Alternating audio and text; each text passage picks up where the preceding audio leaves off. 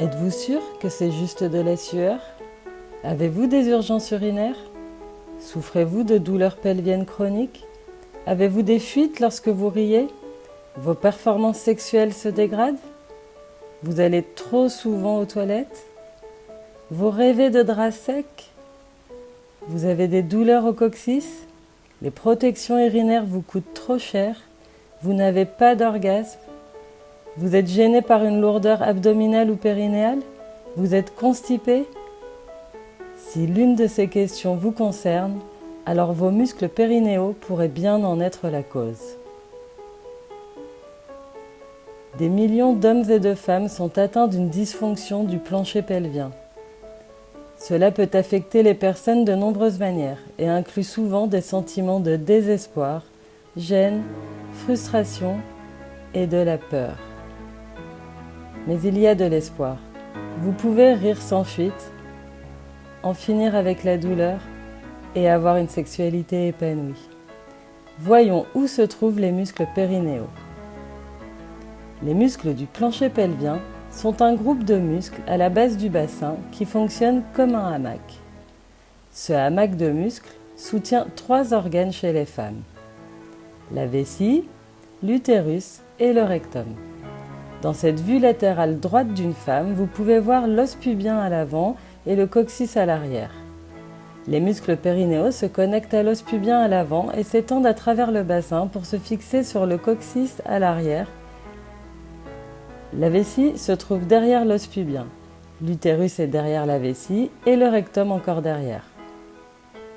Chacun de ces organes pelviens se prolonge par un canal qui sort du corps. La vessie se connecte au canal urétral. C'est là que l'urine sort du corps. L'utérus se connecte au canal vaginal. Ce canal est utilisé pour le sexe et l'accouchement. Le rectum se connecte au canal anal. C'est là que les déchets solides et les gaz sortent du corps. Voici une autre vue latérale des muscles du plancher pelvien. Remarquez comme les muscles s'enroulent autour de chacun des canaux. Les muscles périnéaux se divisent sur plusieurs couches, une couche superficielle et une couche profonde. Chaque couche est composée de plusieurs muscles. Dans cette vue de la femme, voici l'os pubien à l'avant, le coccyx dans le dos et les 3 canaux de sortie. L'anatomie du plancher pelvien masculin est très similaire à celle de la femme. La couche superficielle des muscles du plancher pelvien masculin s'enroule autour du tiers inférieur de la verge. Dans cette vue latérale droite d'un homme, vous pouvez voir l'os pubien à l'avant et le coccyx dans le dos. Ici la vessie et ici le rectum. La prostate se trouve juste sous la vessie et encercle le canal urétral. Maintenant, voici à nouveau la vue latérale féminine. Remarquez à quoi ressemblent les muscles lorsqu'ils se contractent, se ferment et se soulèvent, et ici lorsque les muscles se relâchent, s'ouvrent et s'abaissent. Voyons ce que font les muscles du plancher pelvien. Voici 4 des fonctions du plancher pelvien dans le corps. La première fonction est le support. Les muscles périnéaux soutiennent les organes pelviens et les maintiennent. Ces muscles sont littéralement le plancher du bassin. Si les muscles du plancher pelvien sont trop faibles, les organes peuvent commencer à tomber. Les forces venant du bas doivent égaler ou dépasser les forces venant du haut, où les organes commencent à descendre. Le prolapsus des organes pelviens est la descente ou la chute des organes pelviens dans ou à travers l'un des canaux de sortie du corps. Jusqu'à 50% des femmes sont affectées par un prolapsus. Parmi celles qui subissent une chirurgie pour soutenir leurs organes, jusqu'à 30% peuvent nécessiter une réintervention. La deuxième fonction des muscles du plancher pelvien est sphinctérienne. Un sphincter sert à serrer pour fermer les sorties. Les muscles périnéaux s'enroulent solidement autour des canaux de sortie afin de garder les sorties fermées et contenir l'urine et les déchets à l'intérieur du corps. Les muscles du plancher pelvien doivent également pouvoir se détendre et se relâcher pour permettre à l'urine et aux déchets solides de sortir du corps. Comparons la vessie à un ballon gonflable. Au fur et à mesure que nous remplissons le ballon, il se dilate pour contenir le fluide jusqu'à un certain volume. Si la sortie du ballon n'est pas complètement fermée, une fuite se produira et le ballon ne se remplira pas jusqu'au volume désiré. La même chose peut arriver à la vessie et au rectum. Si les muscles périnéaux manquent de force ou de coordination pour fermer les canaux de sortie, des fuites d'urine, de déchets solides et de gaz peuvent se produire. Les fuites n'affectent pas seulement les personnes d'un certain âge. Même les jeunes peuvent avoir des fuites inattendues et embarrassantes. Ces fuites peuvent se produire la nuit, mais aussi en journée. La fuite n'est pas considérée comme normale et est un symptôme de problèmes sous-jacents. Les fuites urinaires ou de selle affectent plus de 25% des adultes américains.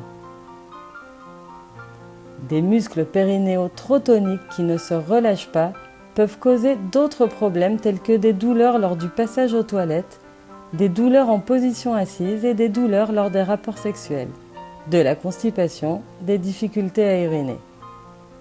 Des infections vésicales fréquentes peuvent également indiquer la présence d'un trouble du plancher pelvien. La troisième fonction des muscles du plancher pelvien est la satisfaction sexuelle pour les femmes comme pour les hommes. Les muscles du plancher pelvien sont actifs pendant les rapports sexuels et les orgasmes. Ils aident à augmenter le flux sanguin et aident à maintenir les érections. Ils aident également à augmenter le contact entre les deux partenaires et ainsi augmenter les sensations de chacun. Les muscles du plancher pelvien doivent être assez souples pour que la pénétration soit indolore, mais aussi assez forts pour augmenter le plaisir. Si les muscles du plancher pelvien sont trop contractés et ne se détendent pas, la pénétration peut être douloureuse, voire impossible, et peut empêcher d'atteindre l'orgasme. Si les muscles du plancher pelvien sont faibles, la sensation, la performance sexuelle et le plaisir peuvent être diminués. Plus de 40% des femmes et plus de 30% des hommes souffrent d'un certain type de dysfonction sexuelle. La stabilité est la quatrième et dernière fonction des muscles du plancher pelvien. Le centre du corps fonctionne comme une ceinture pour gainer et maintenir la colonne et les organes. Elle doit être solide et stable. Le centre est composé de 4 groupes musculaires. Devant se trouvent les muscles abdominaux profonds, derrière les muscles profonds et bas du dos, en haut se trouve le diaphragme qui est le principal muscle respiratoire et en bas se trouvent les muscles du plancher pelvien. Ces 4 groupes musculaires doivent travailler ensemble pour assurer la stabilité du dos, du bassin, des hanches et des organes pelviens.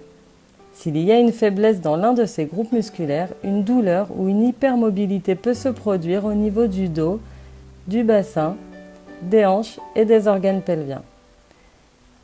Les personnes ayant une fuite urinaire sont 2 fois plus susceptibles d'avoir des lombalgies que celles sans incontinence. Voyons comment fonctionnent les muscles du plancher pelvien. Les muscles du plancher pelvien sont volontaires, ce qui signifie qu'ils doivent faire ce qu'on leur dit de faire.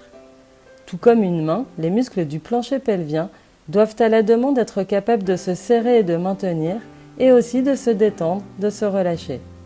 Et tout comme les autres muscles, les muscles du plancher pelvien peuvent être entraînés et renforcés.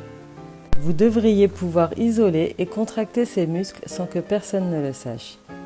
Être capable de tenir la contraction pendant 10 secondes, 10 fois de suite, sans perte de force. Vous devriez également pouvoir serrer ces muscles sans bloquer ni retenir votre souffle, ou sans serrer vos muscles fessiers, abdominaux, et sans recourber vos orteils. Imaginez que vous êtes dans un ascenseur plein de monde et que vous voulez retenir un gaz. Vous devriez pouvoir éviter de laisser sortir ce gaz en contractant votre périnée. En raison de la faiblesse ou d'un problème de coordination, de nombreuses personnes effectuent des contractions musculaires du plancher pelvien de manière incorrecte et pourraient bénéficier d'un suivi chez un kinésithérapeute spécialisé. Voyons qui peut vous aider. Les kinésithérapeutes spécialisés peuvent appliquer les mêmes traitements que ceux utilisés sur d'autres parties du corps aux muscles périnéaux et aux structures avoisinantes. La kinésithérapie utilise des techniques spécialisées pour restaurer la fonction des muscles du plancher pelvien afin de contracter, maintenir, relâcher, être actif au bon moment et se détendre au bon moment. Un outil très utile pour visualiser la contraction est un matériel de biofeedback nommé électromyogramme. Il est très similaire à un électrocardiogramme du cœur. L'ECG lie l'activité électrique des fibres musculaires cardiaques. Un outil très utile pour visualiser la contraction est un matériel de biofeedback nommé électromyogramme. L'ECG lie l'activité électrique des fibres musculaires cardiaques. L'EMG lie l'activité électrique de vos muscles placés sous les électrodes. Pour le périnée, nous utilisons soit des sondes intravaginales, soit des électrodes de surface pour enregistrer l'activité des muscles. Ce retour visuel aide les patients et les kinésithérapeutes à déterminer exactement ce que font les muscles. Lorsque les muscles du plancher pelvien se contractent, la courbe monte. Lorsqu'ils se détendent, la courbe descend. La thérapie manuelle est une autre intervention très efficace utilisée par les kinésithérapeutes. Pendant la thérapie manuelle, votre thérapeute utilise ses mains pour améliorer les mouvements et diminuer la douleur des articulations, des muscles et des tissus mous. La thérapie du plancher pelvien est l'intervention numéro 1 recommandée pour la plupart des dysfonctions périnéales et a aidé un nombre incalculable de personnes à reprendre leur vie en main. La kinésithérapie pelvienne permet également d'économiser de l'argent et des ressources naturelles en réduisant ou en éliminant le besoin de protection urinaire coûteuse, médicaments et chirurgie. Êtes-vous prêt à rire sans fuite ? En finir avec la douleur et vous épanouir dans votre sexualité ? Le but de MyPFM est la promotion passionnée de la santé, la prévention et la connaissance du périnée pour tous et dans toutes les langues. Merci de nous avoir rejoints. Pour plus d'informations sur l'un des sujets abordés, vous pouvez visiter notre chaîne Instagram @monpériné en français ou @mypelvicformuscle en anglais ou notre site web mypfm.com.